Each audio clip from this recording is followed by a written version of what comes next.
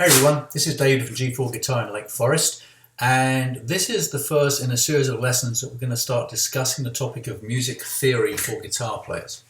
And music theory is one of those topics that, from a guitar player point of view, I came into it very late. I played by ear to start with and picked up the harmony theory some years later. And I would say that understanding harmony and theory has probably made the biggest difference to my playing and my ability as a guitar player and overall musician. Music is like a language, and with any language, the better you understand it, the more effectively you are able to communicate with other players, other musicians, and the easier it is for you to understand material and concepts. So if you're dealing in music books, looking at DVDs, looking at YouTube, understanding some harmony and theory really helps, rather than just becoming a, should we say, a copycat guitarist, copying licks. It's more effective if you can copy a lick, there's nothing wrong with that, but then to be able to understand why the lick works, okay, and then how you can then apply it to your own playing and take that lick and make it your own.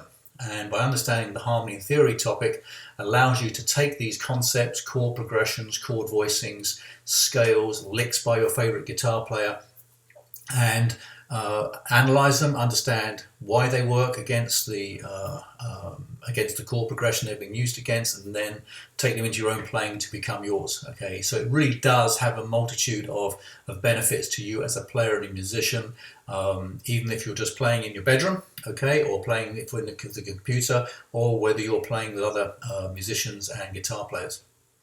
So let's jump in. And the first topic we're going to look at today is the topic of the musical alphabet and the chromatic scale.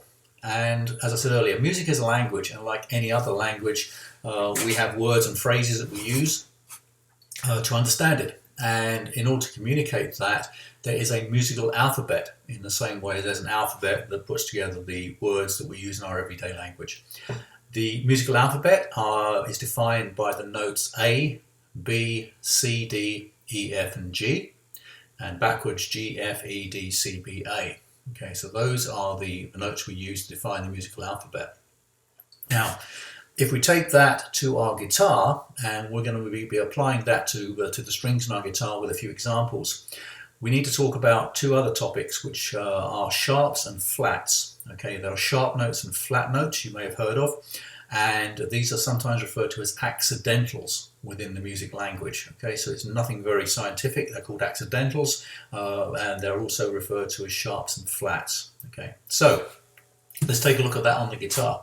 So if we take our guitar and we take our top E string, string number 1, okay, that note there is the E string, and therefore that note is E in our musical alphabet. We're then going to play chromatically, and what I mean by chromatically is we're going to be playing one note, one fret at a time. Okay, that's chromatic. So we're going to work our way up the fretboard and down the fretboard, looking at those chromatic notes, qualifying them by the musical alphabet, A, B, C, D, E, F, and G, and also looking at where the sharps and the flats, the accidentals, fall on the fretboard. So let's take our first note, which is the note E, and our first note we play out chromatically is on the first fret to F. Okay, now there are two notes in music, okay, overall, where largely speaking sharps do not occur, and the first one is between E and F. Okay, so there's no E sharp. Okay, so our first note goes from E to F. We then move from F to F sharp on the second fret, from F sharp to G, from G to G sharp, G sharp to A to A sharp to B. Now here's the second note that traditionally doesn't have a sharp. So B sharp does exist in music. More traditionally it's referred to as C. Okay, so we have B on the 7th fret, C on the 8th fret. We then have C sharp, D, D sharp, and then on the 12th fret we end up with E, we end up with the octave. So we play from E on the open string to E the octave on the 12th fret. Okay, so let's do that again. So we have E to F, no E sharp, E to F, F sharp, G, G sharp, A sharp, B, no B sharp, we go to C, B to C, C sharp, D, D sharp, E. So those are our chromatic notes working our way up the fretboard. When we come down the fretboard chromatically, which we're going to do now, we're going to come down in reverse order, starting at this E note on the 12th fret. That's where the accidentals, the flats, come in. We're going to flatten a note coming down. So we sharpen a note going up. When we raise the pitch, we get higher, and we flatten a note when it comes down. We lower the pitch, and the note comes down. So if we start from our 12th fret E note here, the octave, we have E, down to E flat, then down to D, D to D flat to C. Okay. Now we have the movement from C down to B.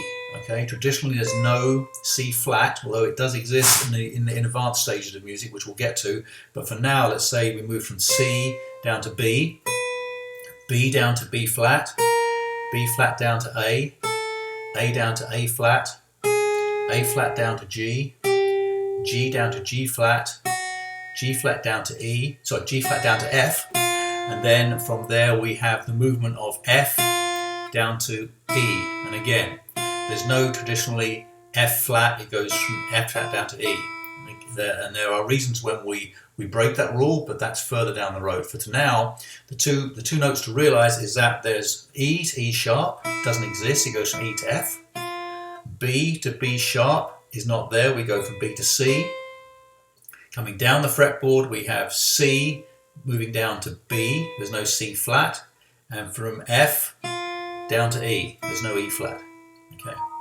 So let's come down the fretboard, okay, starting at the E, looking at all those notes and the flats that we have. So we have our E to E flat, D, D flat, C to B flat to A flat to G flat to F goes to E.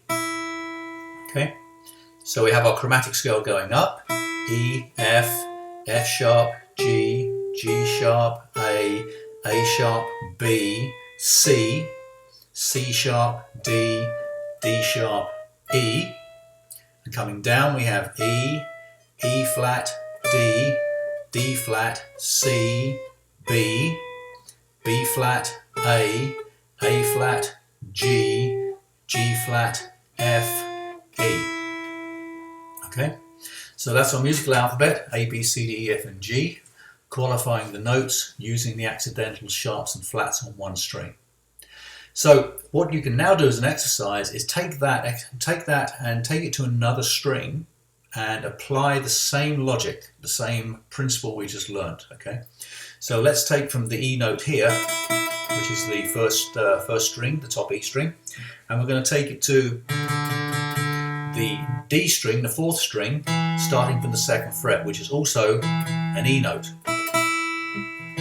same note, and we're going to build exactly the same chromatic scale. So we're going to build up from E to F sharp to G sharp to A sharp to B to C sharp to D sharp to E. And we'll find that you end up on the 14th fret on that D string, which is the octave to the note we started on, down here.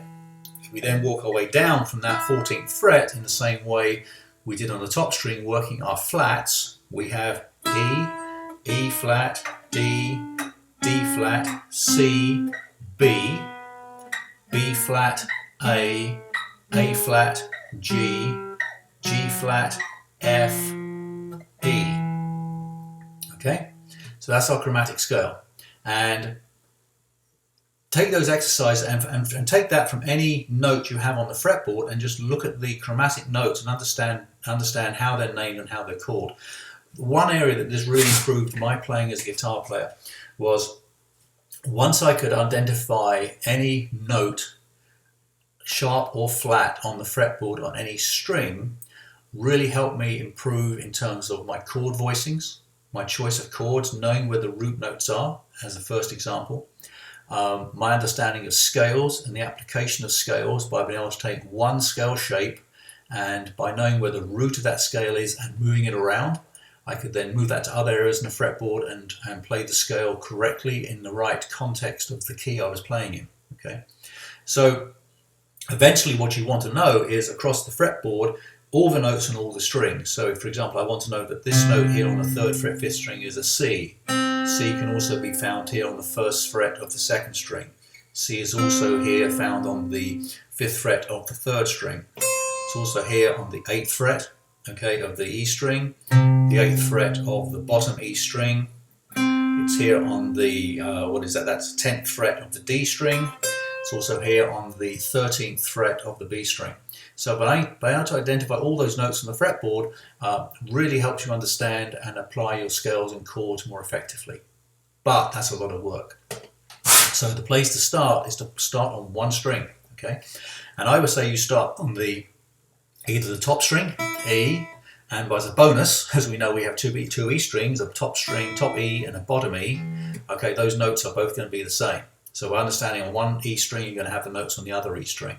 So the way to do this is to slowly practice saying the chromatic scale as you're walking up for the sharps and walking down. So you'd walk up the fretboard by saying, okay, E, F, F sharp, G, G sharp, A sharp, etc. And then you'd be walking down, say, on the bottom E string, you'd start from maybe the E note up here, you'd be saying E, E flat, D, D flat, C, B, etc.